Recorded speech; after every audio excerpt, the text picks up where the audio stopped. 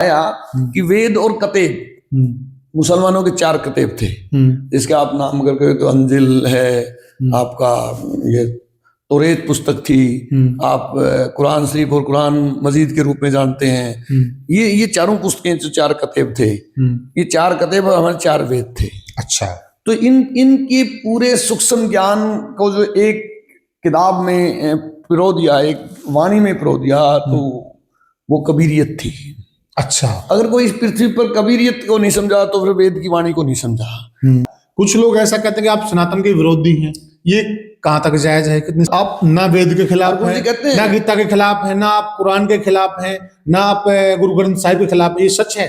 नहीं, वहाँ पे मर्सिडीज वाला बंदा भी उधर ही बैठा होता है और जो किसान उधर आए वो भी उधर ही बैठा होता है। वहाँ पे किसी तरीके का भेदभाव बिल्कुल भी नहीं होता है। हाँ, आजकल की जो वीडियो वायरल होते हैं, कई अभी नया साल गया, नए साल की पार्टीज पर आपने भी देखे होंगे लड़कियां किस प्रकार से शराब पीकर, कोई मैं कहना नहीं चाहता लेकिन थोड़ा जनता को समझाने के लिए हम ये बात जिक्र कर रहे हैं। ये वो जो हम चीजें देखते हैं, एक आप में हम एक सादगी देख रहे हैं, ये चीज आप में जो डेवलप हुई है उसके पीछे किसका हाथ मानते हैं? हम लोगों को ऐसा फील करा जाता है आप तो गामड़ू हैं, आप तो देहाती हैं, रूढ़ीवादी, कहाँ इन बातों में घुसे हुए, आइए आप पार्टीज करते हैं, ये वाली लाइफ जी कर देखते हैं, क्या आप 19वीं सदी की बातें करें? इस प्रकार के प्रेशराइज किया जाता है, एक माहौल तैयार किया जाता है। आपको भी कभी फील हुआ ऐसा? हिसार जिले में जिन लोगों ने यहाँ आर्य समाज की नींव रखी है, उसमें भी आपके बुजुर्गों का बहुत बड़ा योगदान है। आपका जो परिवार है, पूर्वज हैं, वो बहुत बड़े आर्य समाजी रहे हैं। अब आर्य समाजी होते हुए गुरुजी की दीक्षा में आ गए, उनकी शरण में आ गए, जो कि माना यह जाता कि आर्य समाजी तो इनके विरोधी हैं। हम जगत के भिखारी नहीं, हम तो कबीर सेठ के भिखारी हैं। हाँ, एक जिक्र आया था कि वो कुछ डोनेशन देना चाहते थे और उस वक्त सिमरन को उन्होंने बोला था कि हम कुछ इस मुहिम में अपना डोनेशन देते कंपनी की तरफ से, तो वहां पर एक जिक्र आया था कि मना कर दिया गुरुजी ने। हाँ, गुरुजी ने कहा, गुरुजी से। नमस्कार साथियों, मैं हूं आपका होस्ट कुलदीप सिंह पूनिया और मैं लेकर चलता हूं आपको धार्मिक दुनिया। साथियों, इस बार धार्मिक दुनिया ने किसानों के लिए ऐसा काम किया, एक बार जब किसान ये सोचने लग गया था कि अब मेरा कोई सहारा बनने वाला नहीं है, मैं खत्म हो जाऊंगा, मैं मर जाऊंगा, यहां तक कि आप लोगों ने भी कई सारे वीडियो देखे, किसानों के इस प्रकार के बयान आए कि हमारी हालत ऐसी हो गई है, हालांकि हम उस बयान का समर्थन नहीं करते, कि हम आत्महत्या करने पर मजबूर हैं। क्योंकि जो बाढ़ की त्रासदी थी साथियों, वो छोटी त्रासदी नहीं थी, उसने हमारे किसानों की कमर तोड़ दी। जिस भारत को कृषि प्रधान देश कहा जाता है, उस भारत ने इस प्रकार की जो जल प्रलय देखी किसी ने सोचा नहीं था, और विशेषकर हमारे क्षेत्र में बहुत बड़ा नुकसान रहा। किसान कहां नहीं गया, किसके दर पर नहीं गया, लेकिन सहारा केवल और केवल संत रामपाल जी महाराज बने। सरकारों के जो संसाधन हैं वो भी सीमित पड़ गए थे, वहां एक आश्रम के साधन इतने पर्याप्त कैसे हो गए, ये चमत्कार कैसे हुआ? अब लगातार जो संत जी ने किसानों के लिए किया, उसके बाद जो किसान और खापे हैं वो लगातार संत जी का स्वागत कर रहे हैं अपने तरीके से। कभी कहीं पर सम्मान समारोह हो रहा है, कभी कहीं पर हो रहा है, और उस सम्मान समारोह में 2 चेहरे आपको अक्सर नजर आते होंगे। एक तो जिनकी मौजूदगी से मंच पर 4 चांद लग जाते हैं, बड़े भाई हैं राम अवतार काली रमणा जी। भाई साहब राम राम। राम राम जी, सत साहिब। हमारे साथ हैं बिटिया सिमरन काली रमन जी। तो सबसे पहला सवाल सिमरन से ही लेंगे। सबसे पहला सवाल ये बेटा कि आप एक बहुत बड़ी ऑस्ट्रेलियन कंपनी MNC, उसमें आप जॉब करते हैं, और इतनी बड़ी कंपनी में जॉब करते हुए आप जिस प्रकार से लोगों की सेवा करते हैं, जनता की सेवा करते हैं, आप में कहीं पर भी अहंकार भाव नहीं झलकता है, जो कि हम देखते हैं जो इतनी बड़ी बड़े मेट्रो सिटीज में लोग रहते हैं, इतनी बड़ी कंपनियों में काम करते हैं, उनका लाइफस्टाइल अलग ही होता है और लाइफस्टाइल से पता लग जाता है। आप हमेशा, हमने जब भी आपको देखा है सिंपलिसिटी में देखा है, इसके पीछे क्या राज है? मैं संत रामपाल जी महाराज हमारे गुरु जी की शिक्षा ही मानती हूँ कि आज इतनी बड़ी बड़ी कंपनियों में काम करने के बावजूद और मेरे जैसे भी बहुत लोग हैं। हमारे गुरुजियों की दया है कि हम ऐसी कंपनी में हमारा पैकेज लगा पढ़ाई के बाद। मतलब पैकेज बहुत लोगों के लगते हैं, बट पूरे कॉलेज में सबसे बड़ा पैकेज लगना हमारे गुरुजियों की दया ही थी। और बाकी जैसे हमारे गुरुजी संत रामपाल जी महाराज हमें शास्त्रों के अनुसार भक्ति देते हैं, तो उसके चलते हमारे कर्म और हमारा धर्म ही ऐसा हो जाता है कि हम सही रास्ते पे चलते हैं। हमारे संस्कार, जिसे हमारे गुरुजी बताते हैं, भक्ति ये नहीं है कि हमने दो धोख मार दिया। भक्ति इज ट्रांसफॉर्मेशन ऑफ सेल्फ।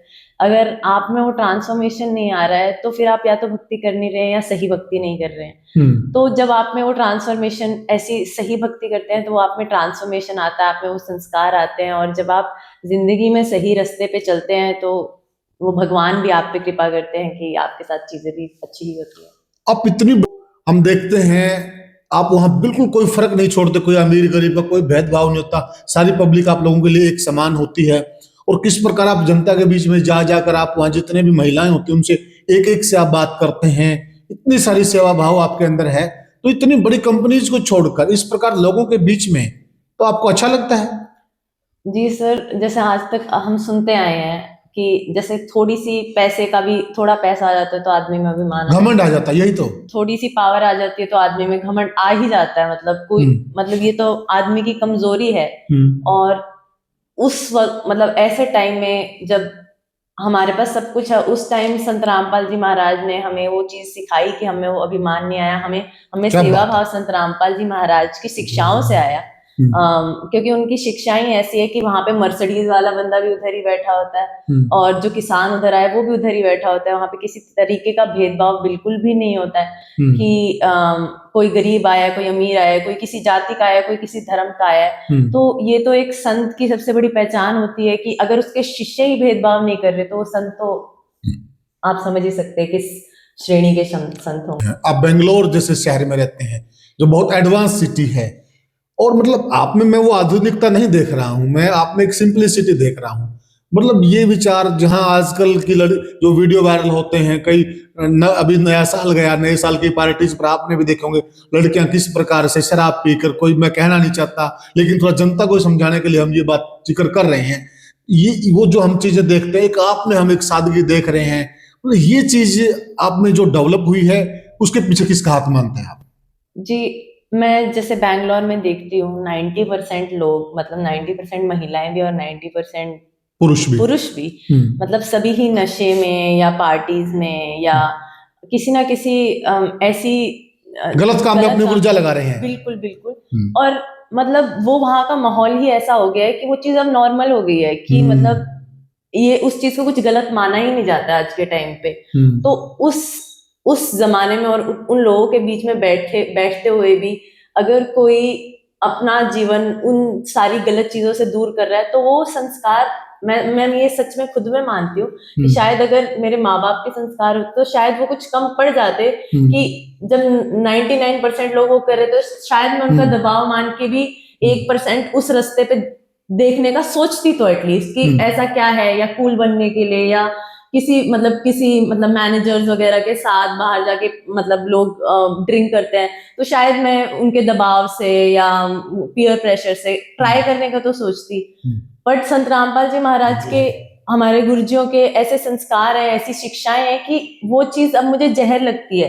तो जहर को आदमी क्यों ही उठाएगा। तो वो संत रामपाल जी महाराज ने एक युवा पीढ़ी को ही नहीं, मैं तो आपको ये भी बताना चाहूंगी, संत रामपाल जी महाराज ने महिलाओं के लिए भी बहुत पहले से ही, जैसे हम फेमिनिज्म सुनते हैं आज के टाइम में आ गया है कि बेटियां बेटों के बराबर होनी चाहिए। मैंने तो जब संत रामपाल जी महाराज ने तो 30 साल पहले ये मुहिम छेड़ दी थी कि बेटी बेटों के बराबर होनी चाहिए। बेटी कोई एक आभूषण नहीं है, बेटी कोई एक ऐसे नहीं है, वस्तु नहीं है कि आप उसको एक जगह सजा सजू के रख दोगे। उसमें बुद्धि है, उसकी जो आत्मा है, उसके जो सोच है, उसके विचार है, वो बड़े होने चाहिए। और उसी वजह से संत रामपाल जी महाराज ने बेटियों को बढ़ावा दिया, बहुत पहले से ही बढ़ावा दिया। और ये चीज मुझे सबसे ज्यादा यही चीज इफेक्ट करी कि एक गुरु जो बेटियों के सशक्तिकरण से इतने पहले से लगे हुए हैं। और जब मैं मतलब टीनेज ईयर्स में थी तो ये चीज मुझे सबसे ज्यादा अच्छी लगती थी कि जो हमारे गुरुजी हैं वो बेटियों को बढ़ावा देते हैं, वो बेटियों की शिक्षा को, बेटियों की दीक्षा को मतलब हम शिक्षा तो आज के टाइम पे है, बेटों की भी और बेटियों की दोनों की अगर किसी ने दीक्षा दी है तो वो संत रामपाल जी महाराज ने ही दी है। वेरी गुड, वो भी संस्कारों की दीक्षा। जी बिल्कुल। और मैं भी आज की पीढ़ी को शिक्षा से ज्यादा दीक्षा की जरूरत है और संस्कारों की दीक्षा की। बहुत अच्छा कहा आपने। अच्छा, कभी आपने ये महसूस नहीं हुआ, क्योंकि जो बेंगलोर जैसे मेट्रो सिटी का माहौल होता है वहां, जैसे आप जो बात कह रहे हैं, कई बार हम लोगों को ऐसा फील करा जाता है आप तो गामड़ू हैं, आप तो देहाती हैं, रूढ़िवादी, कहाँ इन बातों में घुसे हुए,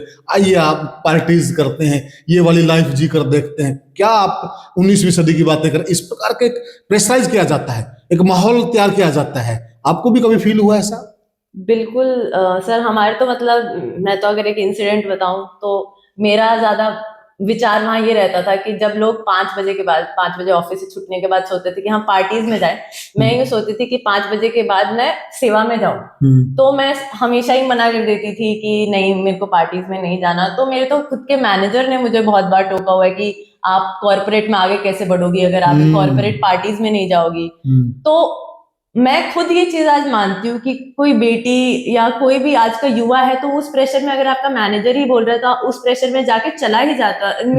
मेरे अलावा मेरी पूरी टीम जाती ही है, तो वो एक प्रेशर रहता है। और आज का समाज ही एक वो दिशा ले चुका है कि इस चीज को इतना नॉर्मलाइज कर दिया, इतना साधारण मानते हैं कि उसको सही ही मानते हैं सब अपने विचार। पुण्य साहब होता क्या है कि ये जैसे आपको लगा दो कॉर्पोरेट सेक्टर की जो बात की कर रही थी, ये जैसे इनके एक रूटीन होता है कि आप वीक में एक दिन 5 स्टार्स में खाना खाते हैं, पूरी मीटिंग्स करते हैं, और वहाँ सारी चीज अवेलेबिलिटी होती है।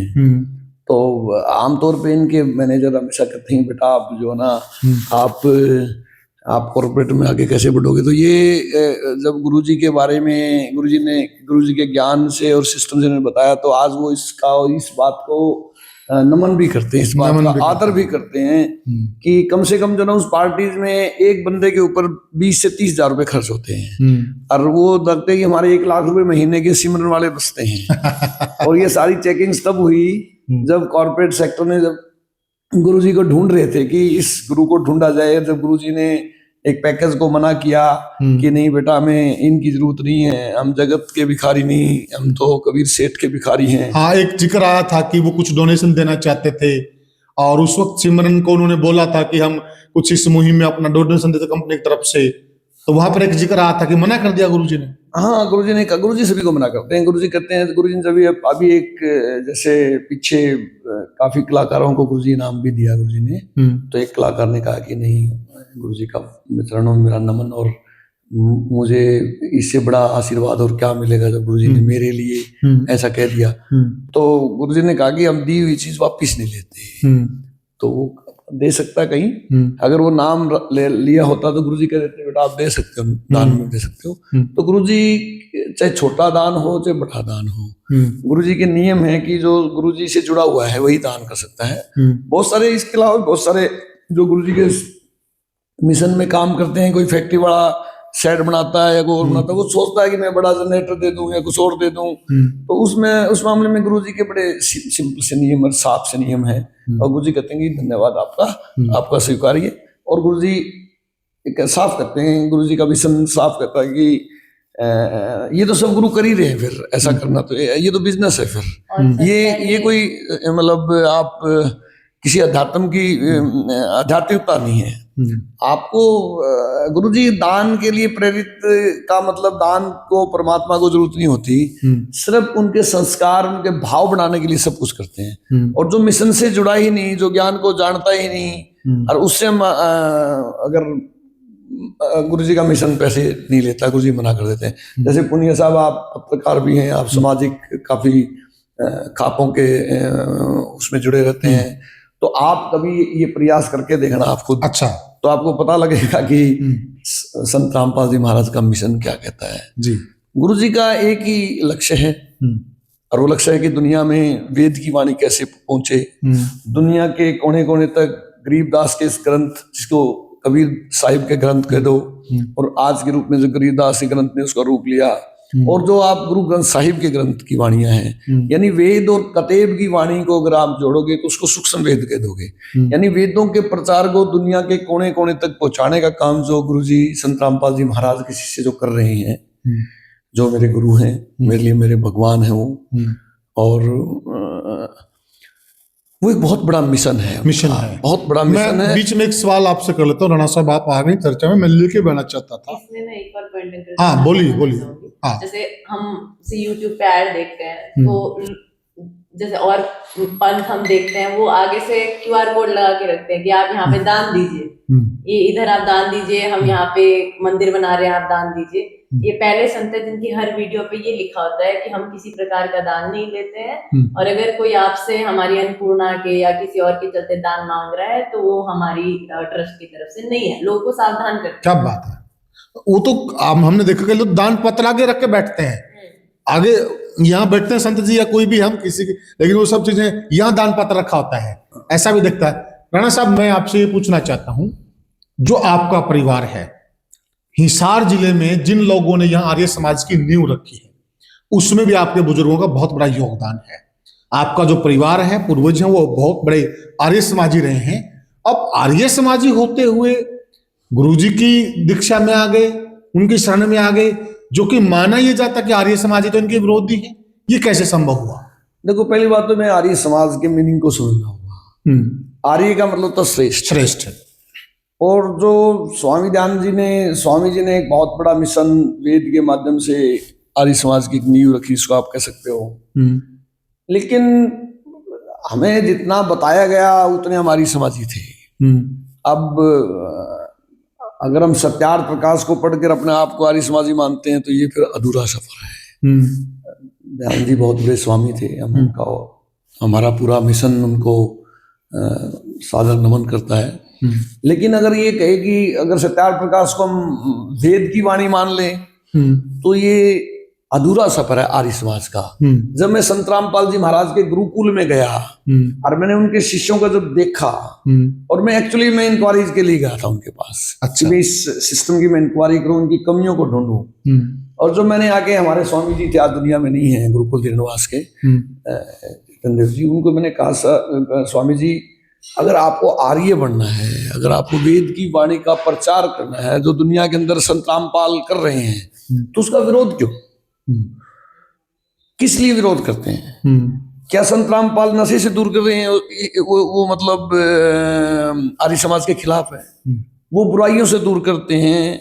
वो मतलब जो हम जिस पीढ़ी पर, मेरे गुरुकुल के हम जो आचार्य कह दो या हम जो शिष्य थे, उस लाइन में कहीं खड़े ही नहीं थे जहां संत रामपाल के शिष्यों के अंदर वो संस्कार थे।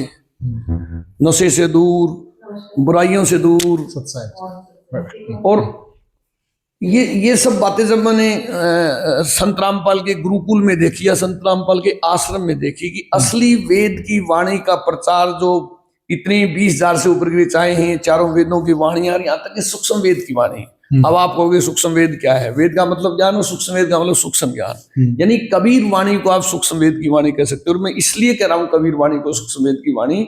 हमें गुरुजी ने जब समझाया कि वेद और कतेब, मुसलमानों के 4 कतेब थे, जिसके आप नाम अगर कहें तो अंजिल है, आपका ये तौरेत पुस्तक थी, आप कुरान शरीफ और कुरान मजीद के रूप में जानते हैं। ये चारों पुस्तकें जो 4 कतेब थे, ये 4 कतेब हमारे 4 वेद थे। अच्छा। तो इनके पूरे सूक्ष्म ज्ञान को जो एक किताब में पिरो दिया, एक वाणी में पिरो दिया, तो वो कबीरियत थी। अच्छा। अगर कोई इस पृथ्वी पर कबीरियत को नहीं समझा तो फिर वेद की वाणी को नहीं समझा।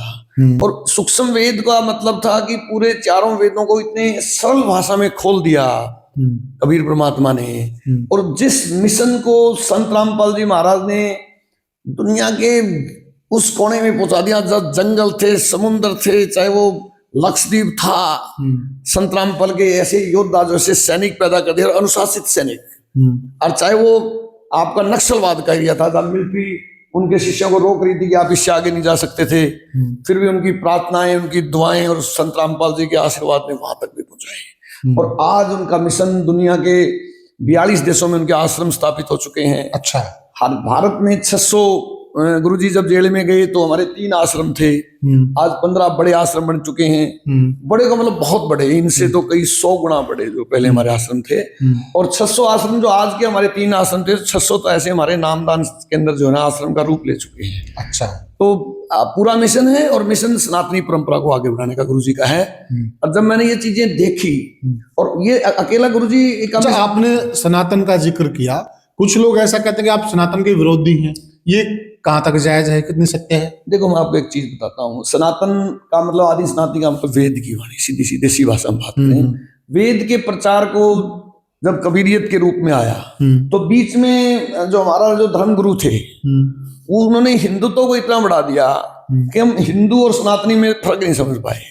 हम मूर्ति पूजक बन गए, हम गीता पूजक और वेद पूजक नहीं रहे, यानी हम मंत्र पूजक नहीं रहे।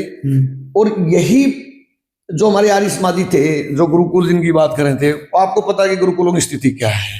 आज गुरुकुल मांगने के रूप में खड़े हो गए, और संत रामपाल के गुरुकुल बांटते हैं, देते नहीं है। वो देवा है, लेवा नहीं है। मैं आपको पत्रकार महोदय पुनिया साहब एक बात बड़ी कहना चाहूंगा, संत रामपाल के शिष्य के हाथ कभी यूं होते ही नहीं, उनके हाथ यूं रहेंगे। जब उसके शिष्य के हाथ ऐसे हो सकते हैं तो वो गुरु कैसा हो सकता है?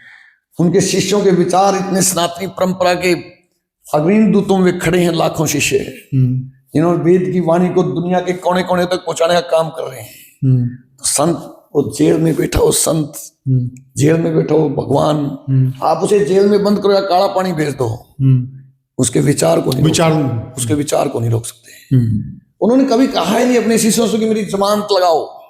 ठीक है, शिष्य का फर्ज होता है गुरुजी बाहर आओ, गुरुजी कहेंगे, तो गुरुजी कहते हैं बेटा कमी क्या है तुम्हारे, मैंने क्या कमी छोड़ रखी तुम्हारे पास? तुम जब मैं जेल में गया था तुम 20 लाख 30 लाख थे, आज तुम करोड़ों में हो। आज तुम्हारी वाणी को 14 करोड़ लोग पढ़ते हैं। तुम्हारे 14 करोड़ लोग तुम्हारे मिशन से डायरेक्ट और इनडायरेक्ट जुड़े हुए हैं, और कितने करोड़ तो तुम्हारे शिष्य हैं। और अगर आप बड़ी बात कहूं तो मैं बड़े गर्व से कह सकता हूं, और घमंड से नहीं, कि आज सोशल मीडिया के ऊपर संत रामपाल का मिशन दुनिया का सबसे बड़ा मिशन है। बिल्कुल राइट बात, दुनिया का सबसे बड़ा मिशन है।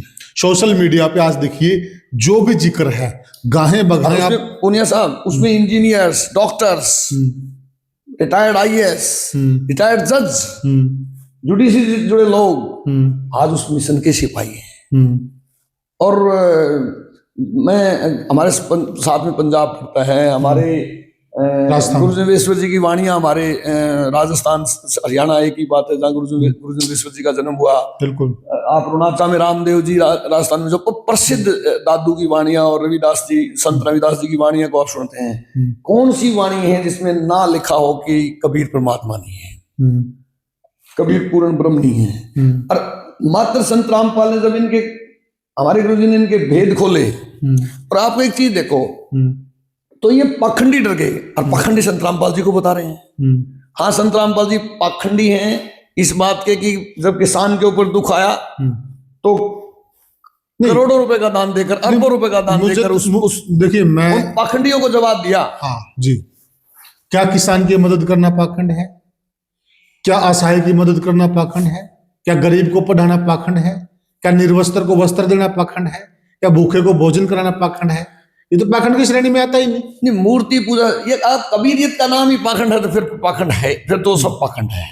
कबीरियत ने जो पाखंड के ऊपर अटैक किया है, और आज कबीर की वाणी को दुनिया के कोने तक पहुंचाने का काम किया। कबीर की वाणी का मतलब सूक्ष्म वेद, और सूक्ष्म वेद का मतलब दुनिया में वो संस्कारों का घड़ा करना जिसको सनातनी परंपरा ने हमारे सामने। मैं कई बार ये सोचता हूँ, अगर मुझे एक बात कहते हैं कि मैं सनातनी परंपरा में पैदा हुआ इसलिए मैं वेद को बड़ा नहीं बताता, वेद की वाणी को, ये सूक्ष्म वेद को इसलिए बड़ा नहीं बताता, यानी मुस्लिम दूसरे धर्म से की माने, ये मेरा सौभाग्य है कि मैं उस कौम में पैदा हुआ, हिंदू धर्म में पैदा हुआ, जहां मुझे सनातनी परंपरा के संस्कार मिले, मुझे गीता और वेद के ज्ञान मिले, और मैंने इसको दुनिया तक पहुंचाया कि आप सनातनी परंपरा से मुसलमान निकला, उसी सनातन से उसने कहा कि वो मुस्लिम, उसने कहा कि मैं खुदा को ऐसे पा सकता हूँ।